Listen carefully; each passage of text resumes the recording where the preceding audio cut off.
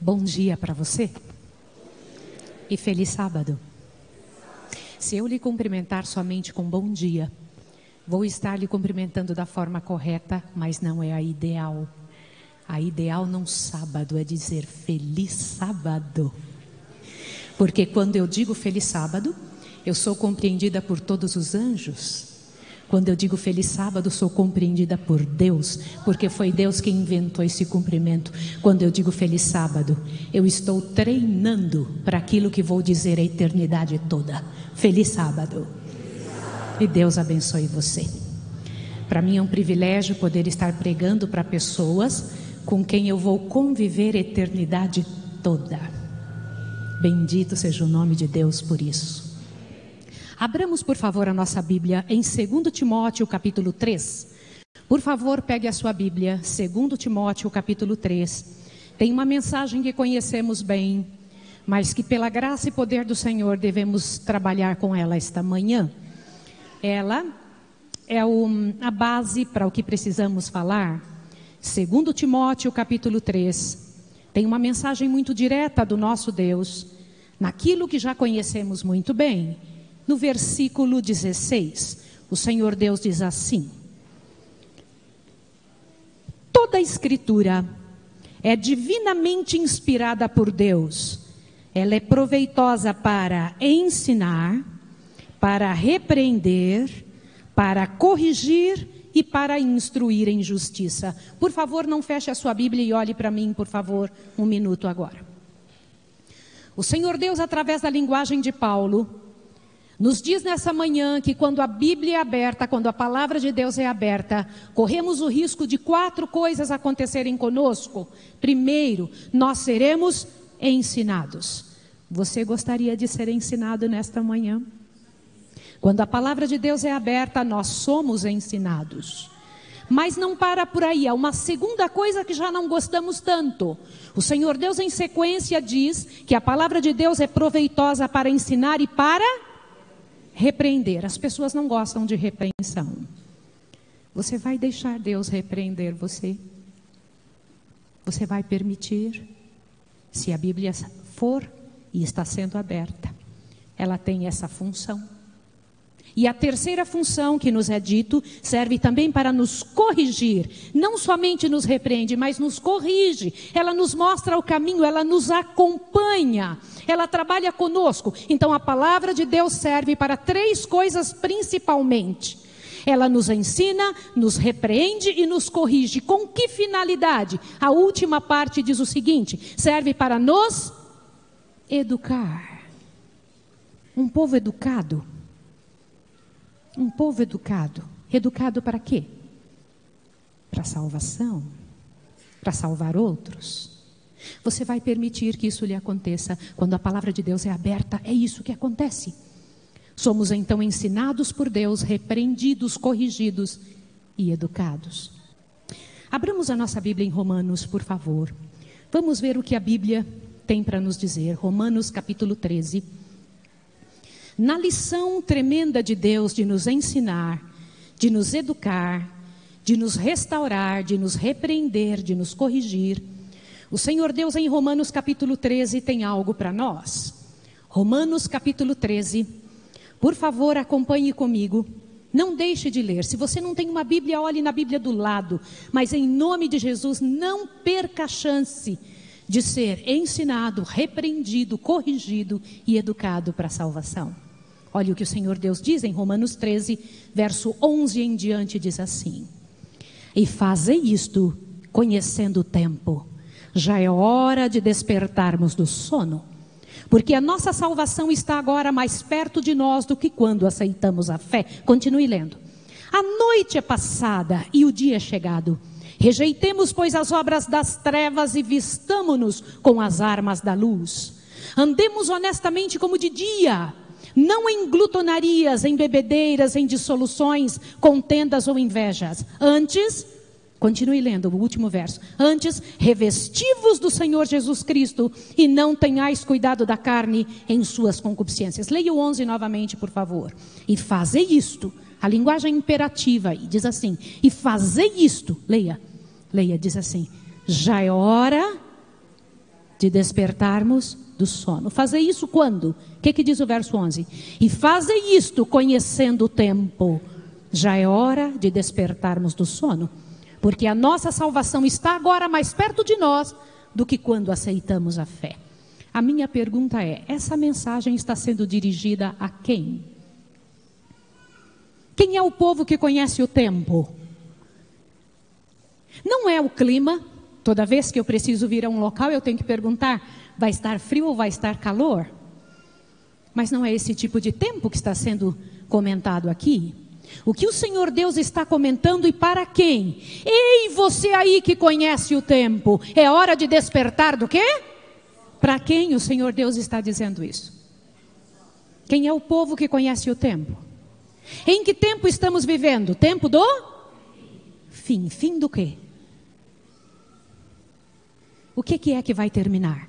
O mundo não vai terminar. O Senhor Deus renovará esse mundo e o habitará novamente. O que é que vai terminar? Fim do quê? Fim do pecado. Estamos na época do tempo do fim do pecado. Mas leia de novo o verso 11. Há algo muito interessante para ser observado. E fazei isto conhecendo o tempo. Quem entende do tempo tem que fazer o quê? É hora de despertar do... E eu pergunto, quem se atreveria a estar dormindo no tempo do fim? Quem? Se essa mensagem é dirigida para nós, o povo do Senhor, o povo que, pela graça e poder do Senhor, está envolvido em salvação, o povo de Deus que está aqui para ser ensinado, repreendido, corrigido, direcionado, educado, preparado, me diga, quem poderia estar dormindo no tempo do fim? Mas a minha pergunta é, por que você nasceu no tempo do fim e não no início dele? Dentro da dinâmica celeste, dentro do plano da redenção, o Senhor Deus fez um plano definido. Ele decidiu que alguns estariam no início e outros no final. A minha pergunta é, por que você no final e não outros? Você sabe a razão pela qual Deus te trouxe a vida agora? Ou não foi Deus que te trouxe a vida? Você não é o resultado de dois gametas que se encontraram simplesmente. Não é esta a razão. Você não está aqui porque teu pai e tua mãe copularam e em algum momento você nasceu. Não é isso. O Senhor Deus tem um plano definido para te fazer nascer agora. Pode acreditar o que eu estou lhe dizendo. E é você, não outro. Você não nasceu por acaso. Eu vou lhe fazer uma pergunta. Se você tivesse nascido no início da história da Terra, lá no primeiro dia da história da Terra, você então seria contemporâneo de Adão.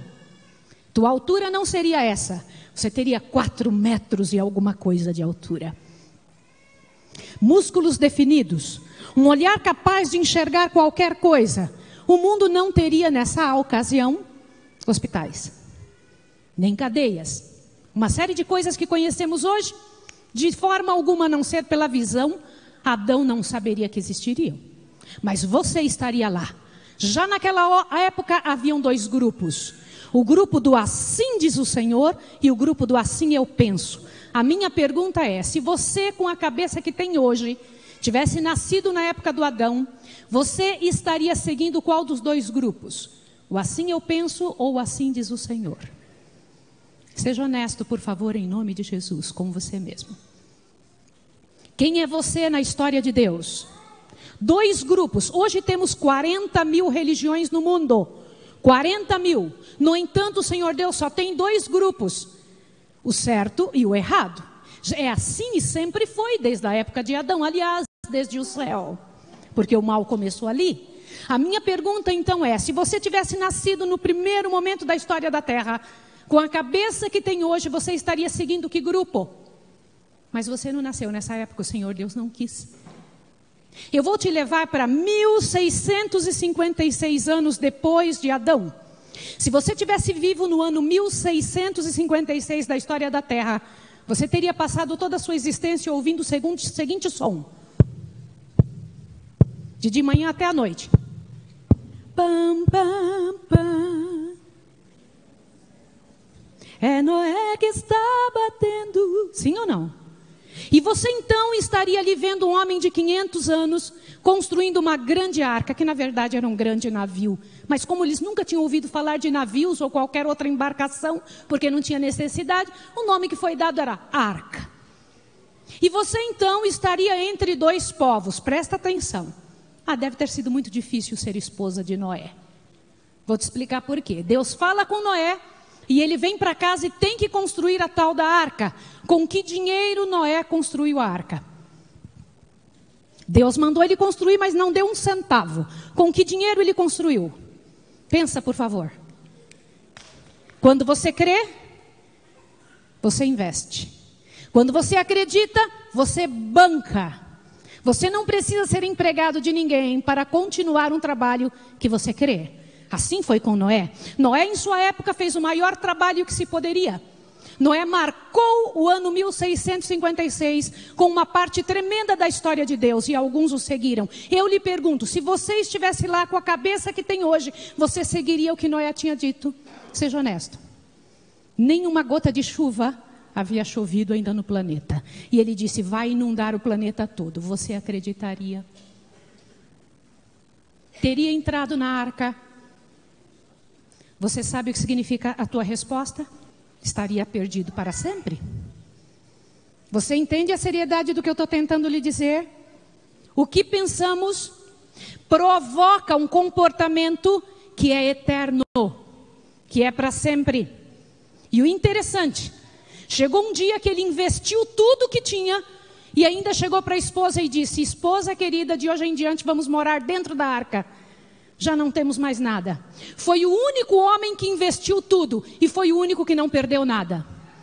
Quando o dilúvio acabou, ele era o dono do mundo. Por isso eu lhe pergunto em nome de Jesus, se você estivesse lá, você teria investido no que vale a pena, no que é eterno?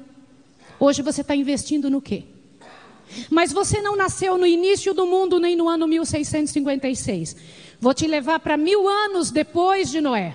1000 anos depois de Noé, você está seguindo um outro velho. Só que esse tem 80 anos e ele era acompanhado por uma vara. E ele colocava essa vara no mar e o mar se abriu em dois. E você viu e passou pelo local seco. Porque pelo que você acredita, você estaria seguindo Moisés. Pode acreditar. Você é um guardador do sábado? Você é envolvido nas coisas do Senhor? Você está aguardando o Mestre Jesus? Você está envolvido em salvação? Você estaria seguindo Moisés. E então você passaria o rio, olhe bem, o mar, e ao chegar lá do outro lado, você cantaria junto com Miriam. Glória ao Deus eterno que matou os egípcios. E você agradeceria ao Senhor por toda a bênção e todo o cuidado. E então cairia do céu um negócio chamado maná, comida vegana. Sim ou não? Eu sei que você está pensando que eu vou falar, e vou falar mesmo. Adivinha o que aconteceu? Alguns foram lá e pegaram pão de mel, que delícia. No segundo dia pão de mel, no terceiro dia e no 30º também pão de mel. E alguns entre eles começaram a dizer, não queremos este pão vil, estamos ansiosos pelas carnes, cebolas e alhos do Egito. Se você com o apetite de hoje estivesse junto com Moisés, que comida você estaria pedindo?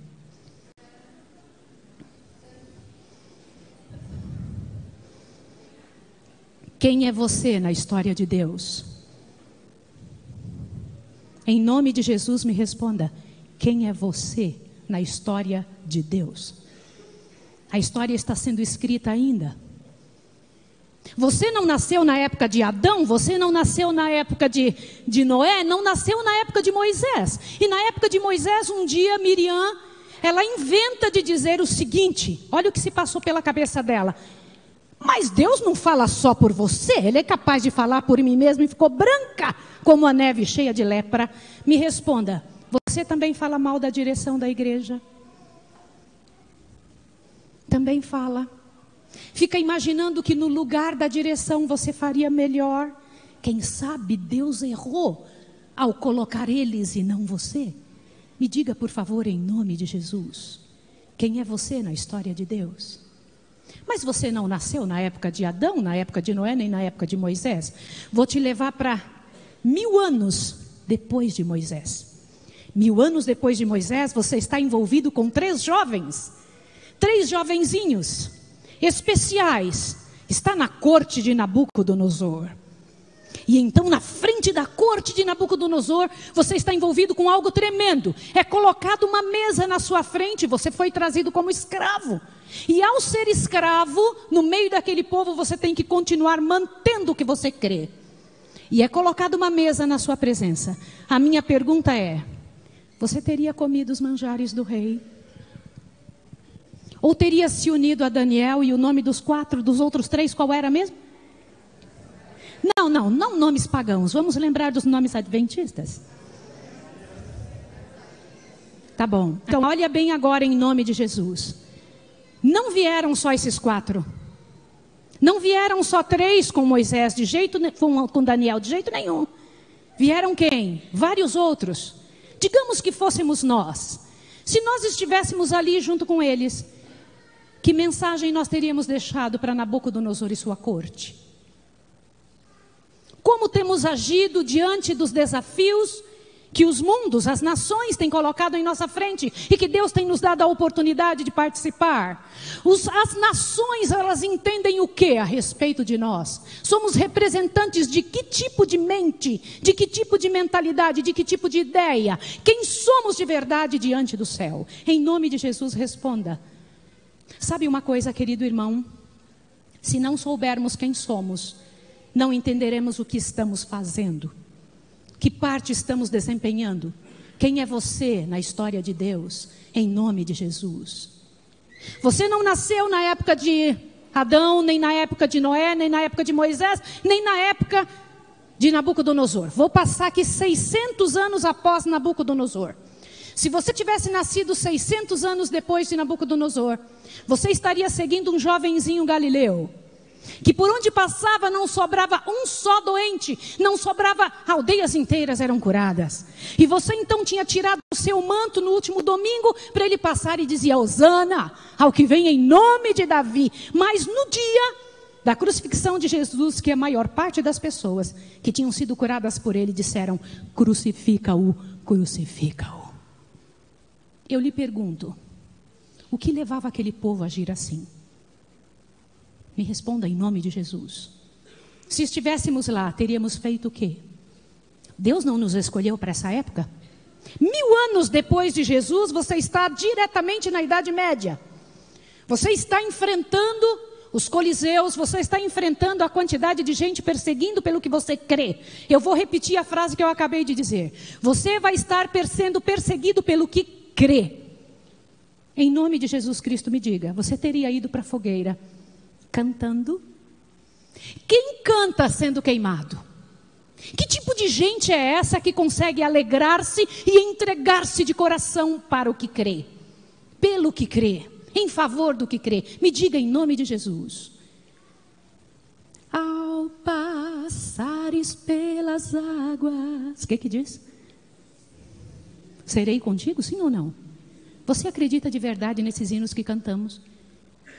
As chamas não arderão em ti. É verdade mesmo ou isso é só retórica? Responda em nome de Jesus. Você crê de verdade? É real para você isso? É de verdade? Aquelas pessoas acreditaram? Estão descansando o sono da morte. Mas você não nasceu na época de Adão, nem de Noé, nem de Moisés, nem na época de Daniel, nem na época de Jesus, nem na Idade Média. Jesus escolheu você não para a época da senhora White, na época ali onde, nossa, estamos trazendo de volta todas as verdades do Senhor, profecias se cumprindo uma atrás da outra, mas o Senhor Deus te escolheu para o último tempo da ira, o finzinho da história da terra. Por quê? Qual a intenção de Deus dentro do plano da redenção de trazer você e não Abraão? Imagine Abraão hoje, o pai. Que glória ter Abraão entre nós. Como seria bom ter um Abraão entre o povo do Senhor. Mas Deus não pensou assim. Já pensou se tivesse Noé e se dissesse: vamos fazer uma nova igreja? Você acha que Noé teria medo? Você acha que Noé não investiria? Responda. Por favor, em nome de Jesus, pense. Por que Deus não trouxe Noé, pastor Paulo? Por que Deus, ao escolher os filhos dos últimos dias, Ele deixa dormir os grandes heróis da fé, põe para descansar no sono da morte e coloca você e eu no final? Qual é a intenção de Deus? Deixa eu comentar uma coisa. Qual é a época mais difícil, irmã? Estas épocas que eu citei ou agora? Respondam. Agora? Não existe época pior que agora? Os grandes pensadores, eles não precisam ir para a Bíblia para ter a certeza que temos. Eles têm dito que nunca tivemos um tempo tão miserável e tão limitado de capacidade humana como agora. Os seres humanos estão aquém do que poderiam estar. As letras, os conhecimentos, eles chegaram a um nível estratosférico. Mas nunca tivemos pessoas tão despreparadas como agora. E eu te pergunto, numa época como essa, a pior época da história da Terra, que tipo de soldados você traria para lutar a guerra? Soldados fracos ou fortes? Se você fosse um general de guerra, se você tivesse que ganhar uma guerra, que tipo de soldados você traria para a época mais difícil? Fracos ou fortes? A resposta é óbvia. Então por que Deus permite que o povo mais limitado da história da Terra esteja na hora mais séria de todo o plano da redenção? Por quê? O que o grande general tinha em mente? O que o Senhor Deus pensava em nos trazer a nós e não a outros? Nomes tremendos. Imagine um José no nosso meio e liderando a juventude da igreja. Imagine alguém, e olhe bem, o céu todo olhando para José, e José tendo a capacidade de dizer para aquela mulher: olha aqui, minha senhora, não é porque eu não quero, não. Olha que José não tinha nenhum problema sexual, viu? Como eu faria tamanho mal contra o meu Deus? E o céu todo aplaudindo. Imagina um homem desse como líder dos nossos jovens. Mas ele descansa o sono da morte. Mas você está vivo. Por quê? Imagine uma mulher como aquelas. Coloque o nome daquelas grandes mulheres que já fizeram parte do nosso povo, que já se envolveram conosco. Imagine uma delas agora, liderando o nosso trabalho, o grande trabalho, o trabalho final da história de Deus. Em nome de Jesus, pare para pensar. Será que Deus errou? O grande comandante se equivocou nos grupos que ele traz à tona e que apresenta diante do universo, diante do mundo? Não, meus irmãos, Deus não errou. Está na hora de você entender um negócio tremendo. Bendito seja o nome de Jesus. Abra bem os seus ouvidos. O nosso Deus, Ele não está em busca de vitória e nem depende de qualquer um de nós para vencer. Ele já venceu. Assim como não existe a menor possibilidade de Satanás ganhar. Ele já perdeu. Sabe o que significa isso? Que o Senhor Deus, mesmo com a geração mais fraca e miserável de todas, Ele diz diante do universo: eu venci. Você sabia que Deus vai usar esta geração fraca e miserável e fará dessa geração um troféu diante do universo? Sabia? Como? Como Deus vai fazer isso? O que Ele vai fazer?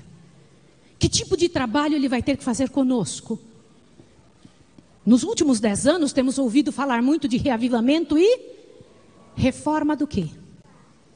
Quais são as reformas que o nosso Deus quer trazer para nós? Eu estava sentada ali desde os primeiros minutos antes de começar todo o serviço de culto hoje. E eu me impressionei com a igreja. Quando eu cheguei, eu contei, tinha 26 pessoas. E eu tentei não olhar para trás, para ver a quantidade de gente, então, como a igreja está lotada. E hoje pela manhã, as igrejas adventistas do nosso Deus ao redor do mundo estão cheias de pessoas. Bendito seja o nome do Senhor.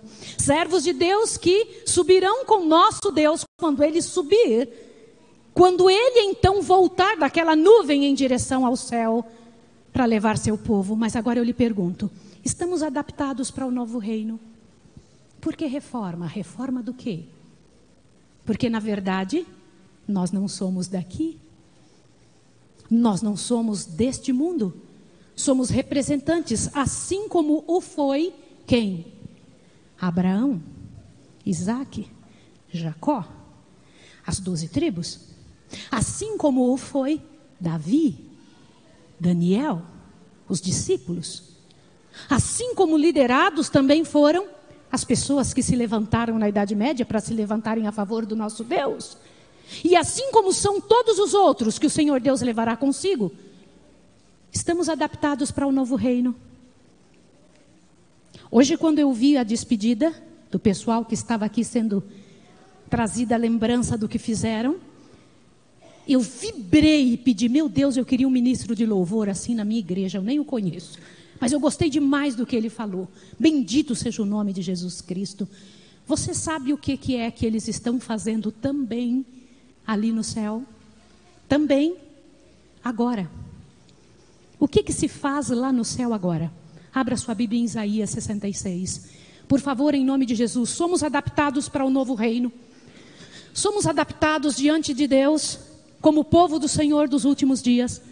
Abra sua Bíblia em Isaías 66, por favor, em nome de Jesus. Você que está em casa também, não perca a sua chance. Pegue a sua Bíblia, preste atenção. Não permita que nada atrapalhe você agora. E eu pediria aos pais que, por favor, não suprimissem dos filhos a oportunidade de saberem isso também. Isaías 66. Abriu a sua Bíblia? Não permita que nada atrapalhe você. Você, candidato ao novo reino. Você, cidadão do céu. Você que nasceu nos últimos dias da história da terra, que faz parte do grande plano da redenção. Não perca a tua chance de, com a Bíblia aberta agora, entender algo tremendo. Antes eu quero falar uma coisa para os pais. Pais, olhem para cá, por favor, em nome de Jesus. Irmãos, vocês nunca vão ouvir falar dos meus pais, a não ser por mim mesma. Meus pais não são importantes e nunca ninguém os conheceu. Meu pai e minha mãe, pessoas muito simples. Meu pai aprendeu a ler com a minha mãe, que só estudou até o 4º ano primário. E eles haviam acreditado em uma série de coisas que formou os 4 filhos que possuem. Meu pai, descendente de holandeses, branquinho como o dia. Minha mãe, descendente de africanos, pretinha igual a noite. E aí os filhos de minha mãe nasceram assim, cevada com leite de soja. Um pouco lá e um pouco aqui. Minha mãe nos fez crescer com atividade e trabalho. Ela dizia, nós somos feitos de trabalho. Meu pai nos fez crescer com livros. Ele dizia, homens são feitos com livros. Então estudávamos e trabalhávamos. Era o que fazíamos sempre. Mas o maior estudo que tínhamos em casa era sempre da Bíblia. No final do dia, o meu pai se sentava com sua prole, com sua família, no único sofá que tínhamos, que era uma poltrona verde. E ali daquele local, meu pai contava as histórias da Bíblia. E eu as aprendi. O meu pai contava com uma vivência, com uma capacidade de clareza, que eu nunca mais consegui ver alguém com essa capacidade. Ele falava as histórias como se nós estivéssemos nela. E nós íamos dormir pensando naquelas histórias. Deixa eu lhe contar uma coisa, querido pai. Quando íamos para a igreja, nós íamos a pé. Não tínhamos dinheiro para condução. E ao chegarmos na igreja, nos sentávamos juntos. E sempre era dessa forma. Era papai, Maísa e mamãe. Meu pai me colocava entre ele e minha mãe. Por quê? Os meus pezinhos não alcançavam o chão. E minhas perninhas queriam bater na cadeira. E meu pai, com um mãozão bem grande que ele tinha, batia assim em mim e dizia, presta atenção no sermão. Naquela época não desenhávamos nada, nem escrevíamos nada na hora do culto. Então tínhamos que escutar o sermão. Eu quero lhe dizer uma coisa, querido pai, querida mãe, em nome do Filho de Deus, ouça o que eu vou lhe dizer. Eu sou missionária da Igreja Adventista há 43 anos ininterruptos, missionária voluntária, eu não tenho salários. Eu trabalho para essa igreja com toda certeza absoluta que ela é a igreja de Deus dos últimos dias. E onde foi plantada esta raiz, desta árvore que hoje Deus mantém, com grossos galhos para outros pássaros voarem e se agasalharem nela, abra seu ouvido. Foi de manhã cedo no culto de sábado. Quando meu pai e minha mãe nos faziam ouvir os cultos, e ao ouvir os cultos, ao prestar atenção nos cultos, eu decidi ser uma missionária. Eu me lembro do pregador como se fosse hoje. Ele é um senhor pregando uma pregação enfadonha, mas aquele homem ao pregar, ele falou da missão, e eu me atrevi e disse ao Senhor, Senhor, me faça uma missionária, e Deus ouviu. Queridos pais, não privem seus filhos de ouvir os sermões. Deixe-os ouvirem, abra-lhes os ouvidos para ouvirem. Crianças, olhem aqui o que eu vou dizer agora. Vocês sabiam que o povo adventista é muito maior do que você é capaz de imaginar? Abra seu ouvido agora, que eu vou contar uma coisa tremenda que está em Isaías 66. Abra bem seu ouvido. Irmãos, se você olhar aí para fora, quem está aí fora, no mundão, quem está vencendo, Deus ou o diabo? Tem mais gente fazendo certo ou errado? Eu sei que você está com medo de responder, porque parece uma tremenda de uma blasfêmia. Se você olhar aí fora, tem mais gente fazendo certo ou errado? Errado? Quem que parece que está vencendo a batalha, Deus ou o diabo? Pois eu vou te pedir para você fazer uma coisa. Viaje comigo. Suba para onde você é. Você foi resgatado por Cristo. Você é do Senhor. Olhe de cima para baixo. Quantos mundos Deus tem? Quantos? Quantos mundos Deus tem? Inumeráveis mundos nosso Deus possui, onde nunca houve uma gota de pecado. O único mundo que se perdeu, essa ovelhinha, eram 100 ovelhas juntas no aprisco, lembra? E ele então deixou as 99 e veio buscar uma que se perdeu. Quantos mundos Deus tem em perfeição completa diante de Deus? Quantos? Eles louvam ao Senhor em que dia? Eu estou vendo poucas bocas falarem.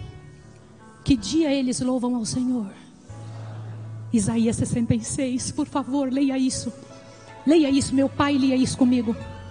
Olhe bem a quem você pertence. Olha de onde você é, moça. Preste atenção nisso e encha seu coração.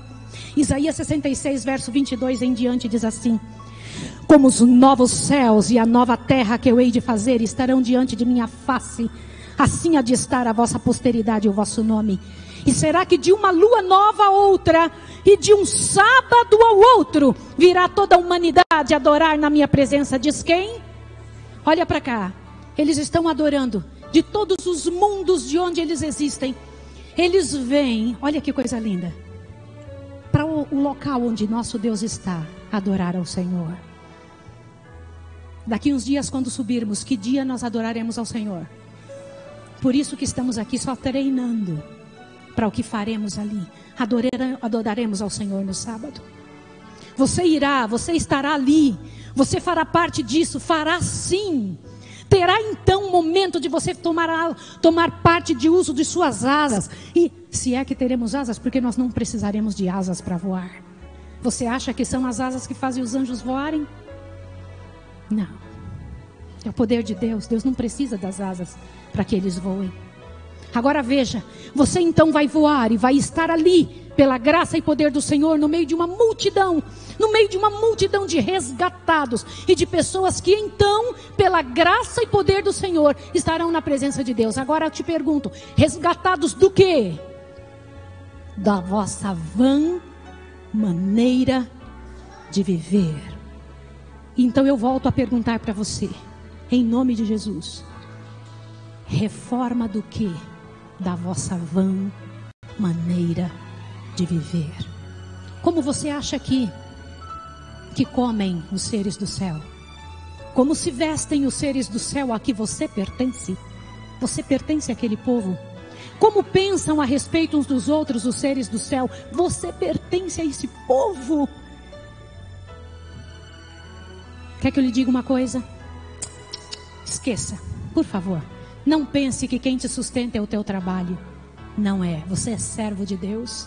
Não é a força do teu braço. Não é o cheque do teu patrão. Não são os valores que você tem, recebe ou poderá ter. Não é. Quem te sustenta é Deus. Enquanto você não entender que é o Deus eterno que faz parte de todos os detalhes, de todas as coisas da sua história, você vai continuar não entendendo qual é a parte sua neste final. Qual é a responsabilidade tua diante do universo? E quão poderoso é fazer parte disso? Quer que eu lhe diga mais uma coisa? Quando entrarmos no céu, não pense que você vai sair correndo procurando o teu personagem principal e mais querido. Não. Eles é que vão correr atrás de você. Como assim? É isso mesmo que você ouviu? Eles é que vão correr atrás e dizer: onde estão os últimos? Onde estão os últimos? Cadê os últimos? Porque todos eles gostariam de estar no seu lugar para ver o que você vai ver. Você sabia que a pior época da história da terra está pela frente, mas também a mais gloriosa? A mais gloriosa, irmãos. Você pensa que Deus deixou para o final a pior época, mas também, olhe bem, Ele não vai terminar o seu trabalho como um qualquer, porque Ele não é um qualquer. Ele tem um final apoteótico para o seu povo. Sabia? Irmãos, amanhã à noite, se o Senhor nos permitir, porque vocês nos convidaram, agradeço pastor Paulo, em nome de Jesus, é um privilégio tremendo. Mas eu quero dizer uma coisa, se o Senhor nos permitir, vamos pregar amanhã à noite quais serão os últimos minutos da história da terra, do povo separado de Deus, e qual é a posição dele, deste povo, frente ao mundo. Um povo resgatado, um povo renovado, um povo restaurado, um povo em santificação, com a beleza da santificação, vivendo algo tremendo, um povo ensinado, um povo repreendido, um povo corrigido, um povo educado. Por que eu estou falando isso? Abra bem seu ouvido. Ellen White recebeu uma ordem tremenda e linda. Ela foi levantada da terra e ela viu o planeta Terra. E um anjo então assistente disse: Ellen, ache o povo do vento. Ela olhou e disse: não achei. E ele disse: olhe novamente. Ela disse: não achei. Aí ele deu a ordem específica: olhe, Ellen, olhe, mas olhe um pouco mais acima. Como? Um pouco mais o quê? E ela disse que olhou ao mundo e enxergou um povo mais acima, andando acima do mundo, num caminho estreito. Como era o povo do advento? Andando como? Acima do mundo. Irmãos, o nível da santidade, o nível do trabalho de Deus para restaurar esse planeta, o nível do trabalho de Deus para amar e cuidar daqueles que ainda não estão no aprisco. Como assim? Meu bem, me coloque. Deus está com o seu povo dividido em 4 partes no universo. E você precisa entender isso. Quantas partes eu disse? Quais são as 4 partes que Deus tem de seu povo no universo? E você precisa perceber isso. Olha o que nosso Deus precisa colocar ali para você entender. A grandeza do trabalho de Deus, a beleza. Olhe bem, as 4 igrejas de Deus. Dê uma olhadinha. Jesus, quando estava aqui, em São João 10 está registrado, o verso 16, ele diz assim: eu tenho outras ovelhas. O que ele diz? Que ainda não estão aonde? Você acredita que tem povo de Deus nas outras igrejas, sim ou não? Sem igreja também, sim ou não? Tem gente que é muito bom, que está só esperando ouvir um grama do que você sabe, para vir correndo para cá. Eu sei disso. Tem gente subindo a montanha e o monte, passando a noite orando, pedindo: Senhor, me mostre a verdade. Você acha que Deus vai mostrar a eles a verdade? Sim, irmãos. Eu tenho outras ovelhas, disse Jesus, que não estão no aprisco. E a mim me convém o quê? Gente, nós temos que ter esse cheiro, que essas ovelhas venham atrás dessa verdade. Ouviu? Segundo grupo. Olha o que o Senhor Deus diz. Olha o segundo grupo de Deus. Sai dela, povo. Existe povo de Deus dentro da maior igreja equivocada, sim ou não? Existe ou não existe? Confiantes, certos de que irão. Olha o que eu vou lhe falar na hora que eles ouvirem. Não tenha medo de falar da tua verdade. Em nome de Jesus, não tema. Só a verdade convence.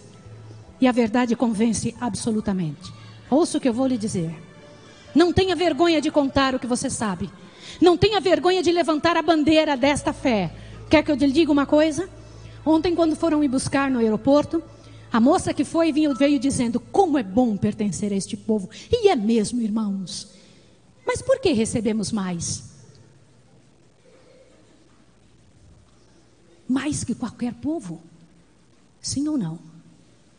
temos a melhor mensagem de educação do planeta Terra, a melhor mensagem de saúde, temos a melhor mensagem sobre psicologia, temos a melhor mensagem do mundo sobre educação e o cuidado com as finanças. Por que Deus daria isso para este povo? Por que o Senhor Deus nos dotaria tanto? A mensagem de amanhã à noite vai lhe explicar. Você precisa compreender qual é a sua parte dentro do plano da redenção. Destas pessoas ainda está por vir. Destas pessoas ainda serão comissionadas, porque são povo de Deus. Eu tenho ovelhas que não são desse aprisco, e sai dela, povo. Mas ainda tem mais um grupo. Quem são? Por favor, observe. Olha só. Os que guardam os mandamentos de Deus e têm a fé em Jesus. Quem é esse povo? Quem é esse povo? Nós. Mas tem um quarto grupo. Nós, só que meu bem, fecha esse quarto grupo, por favor. Você vai saber amanhã à noite a respeito do quarto grupo. Tá bom? Mas eu quero lhe dizer uma coisa, porque eu preciso terminar agora. Abra seu ouvido em nome de Jesus.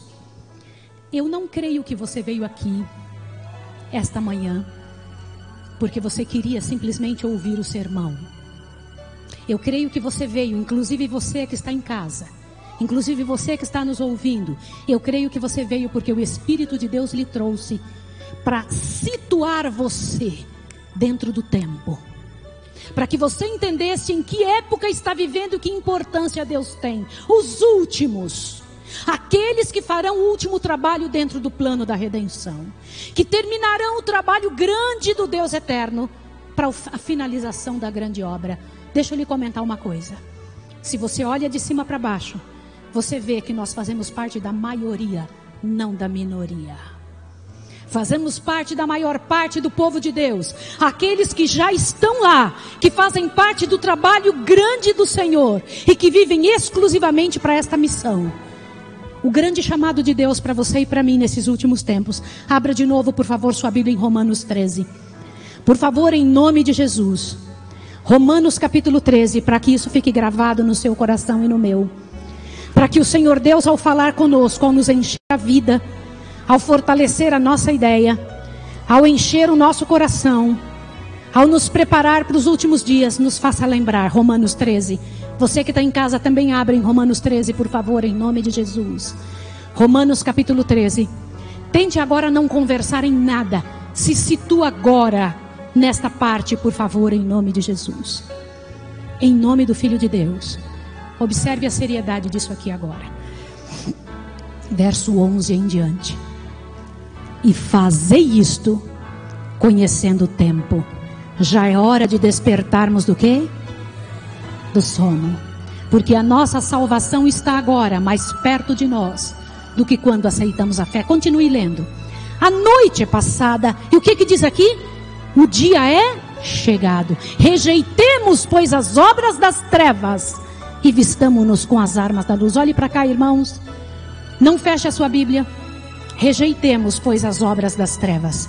Gente preparada para os últimos dias da história da terra, que vai subir com Jesus. A sua diversão, o seu tempo sozinho gasto, não é gasto em algo para si. Toda a recreação do povo de Deus tem que ter um imprimatur celeste. Se você vai namorar alguém, é povo dos últimos dias, está envolvido em gente que vai subir para aquele lugar, abre bem seus ouvidos. Não namora do jeito do mundo falido. Seu casamento deve ser uma bênção tremenda. Sabe por que Deus te deixou casar? Para que as outras pessoas lá fora, quando olhassem para você, gente de Deus, gente que vai subir com Ele, possa dizer: é este casamento que eu queria para a minha vida. Que quando visse os seus filhos, ouça o que eu vou lhe dizer, é uma promessa de Deus para os nossos filhos. Nossos filhos não são aborrecentes. O Senhor Deus disse que os filhos de fora seriam 7 vezes piores do que seus pais. Mas dentro da igreja, nossos filhos, melhores, 7 vezes melhores do que os pais. Essa é a promessa de Deus para nós, irmãos queridos.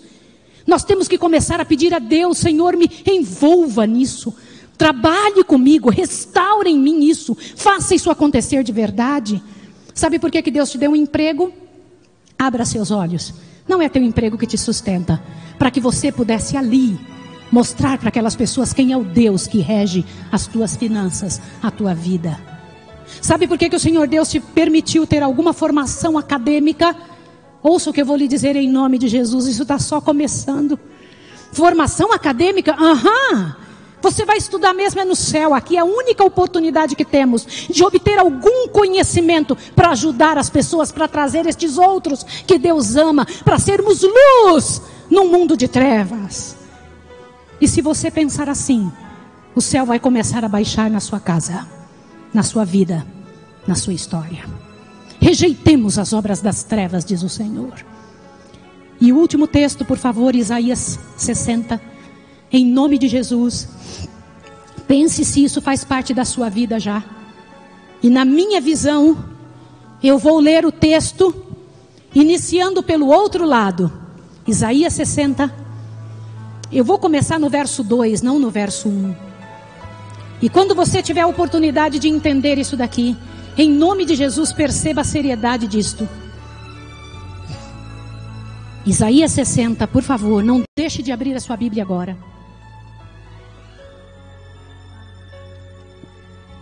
Verso 2 diz assim: as trevas cobrem a terra. E eu te pergunto, é verdade ou não?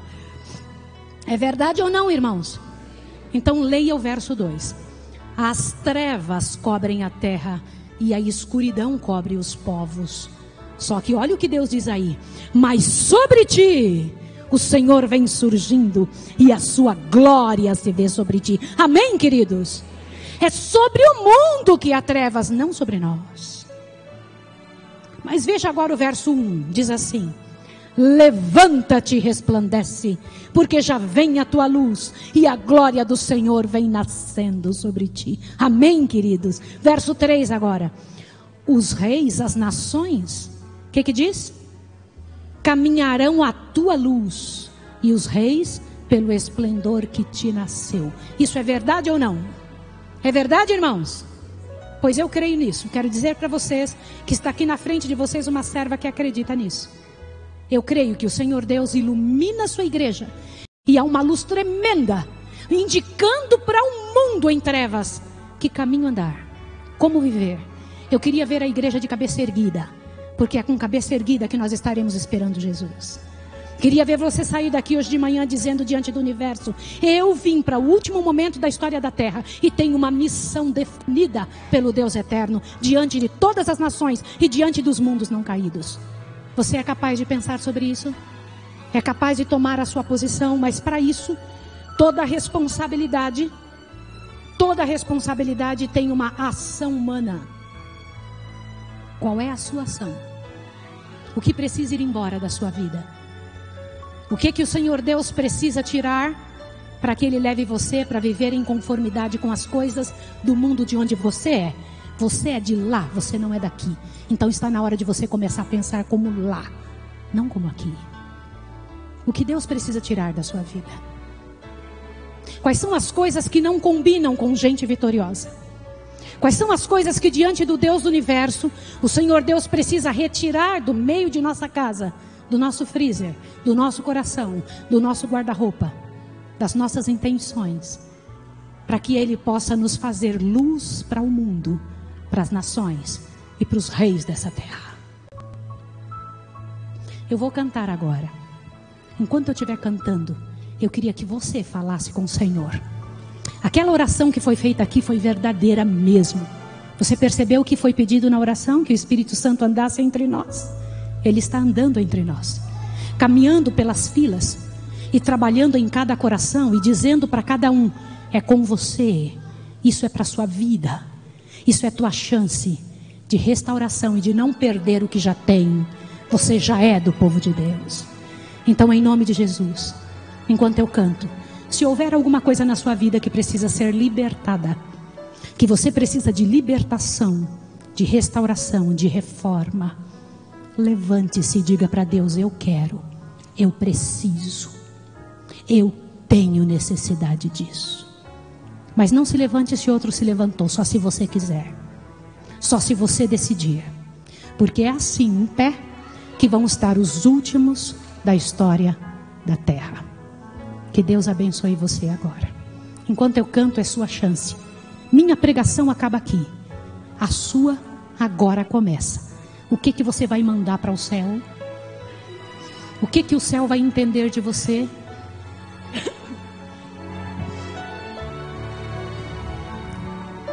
Preciso me entregar, Senhor.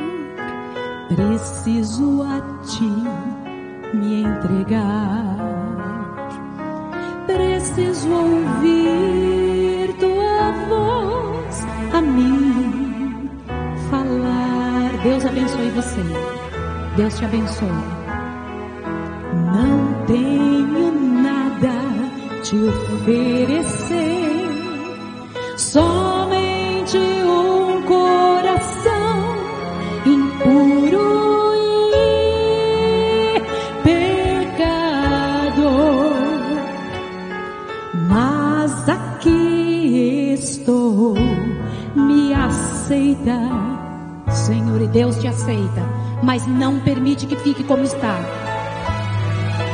Toma os meus pensamentos, meus dons e meus bens.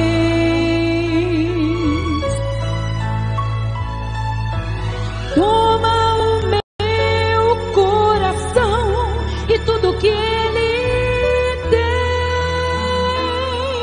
Chegou a hora do tudo, irmãos. Renova, Senhor, meu viver, renovar, transformar. Derrama em mim Teu amor. Quero para sempre servir-Te por onde for. Irmãos, chegou a hora do tudo e a hora do para sempre. Tudo que fizermos aqui vai durar para sempre agora. Acabou mesmo. Preciso me entregar, Senhor. Preciso a Ti me entregar. Preciso ouvir Tua voz a mim falar. E Deus falou, irmãos. Deus falou com você. A Bíblia foi aberta. Não tenho nada. Gente, é hora, pela graça e poder de Deus, de fazer o céu descer à terra. Nenhum de nós tem, nenhum de nós pode oferecer alguma coisa boa, mas através de Jesus podemos, pela graça do Senhor, ser aquilo que o Senhor Deus planejou, executou no plano celeste. E você já faz parte do plano celeste, já está envolvido em missão. Pede para Ele para tomar seus sentimentos, emoções. Pede para Ele. Pensamentos, dons e bens. É tudo agora, irmãos. Noé investiu tudo e recebeu tudo de volta. Em nome de Jesus, é o mesmo chamado, é a mesma missão, é o mesmo discípulo, com o mesmo Espírito e o mesmo céu. Então, pela graça e poder do Senhor, e a mesma igreja, que o Senhor faça em você e em mim a renovação que precisa. Pede para Ele, renova, Senhor. Pede para Ele. Por quanto tempo, irmãos? Quero para sempre servi-lo, por onde for. Por quanto tempo? Quero para sempre segui-lo, por onde for. Vou pedir para o pastor vir aqui orar. Sabe por que eu vou pedir para o pastor orar? Pastor, eu acredito no seu trabalho. Eu acredito no trabalho da Igreja Adventista do Sétimo Dia. E acredito que Jesus lhe chamou para essa missão, para levar a Igreja de Deus nos últimos dias. Durante esse final de semana, eu e aquele rapaz que está lá em cima somos membros da sua igreja, pastor. Um pastor é pastor no planeta todo, eu sei que o senhor sabe disso. Mas eu estou dizendo isso para o céu todo saber e os membros saberem que eu creio no seu trabalho. E eu vou pedir ao pastor para orar, porque é um pastor de nossa igreja e ele é incumbido pela graça e poder do céu, com a responsabilidade de, quando orar, o Deus do céu nos abençoar. Saia daqui abençoado nessa manhã.